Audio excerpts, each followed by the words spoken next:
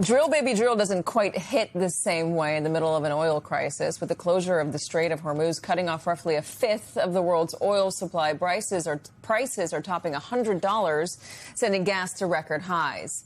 The winner might just be electric vehicles. In Europe alone, EV sales jumped 51% in March as the oil crisis took hold, making up nearly 70% of new car registrations.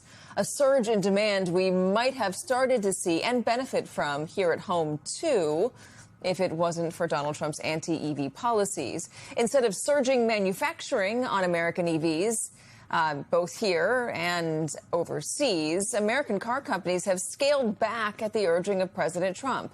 Last year, he ended what he called the EV mandate, rolling back federal incentives for electric vehicles. He scrapped Biden's 2030 target for EV adoption, and he loosened fuel standards, making it easier for automakers to keep selling gas-powered cars instead of pivoting to EVs. But you know who did pivot? China.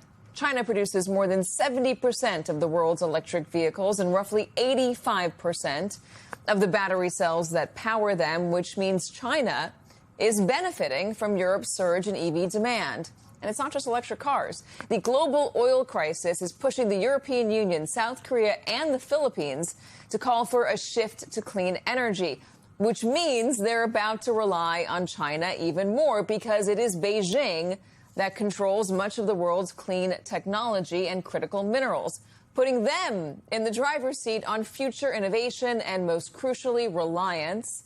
An Indian business delegation recently visited China to explore green energy partnerships. The Emirati Crown Prince discussed closer energy ties with Beijing this week. And Cuba has turned to Chinese solar panels amid an effective oil blockade by the U.S. So President Trump promised to protect fossil fuels. Then he started a war that has accelerated the shift away from them. He promised energy dominance. I guess we just didn't know he meant it for China.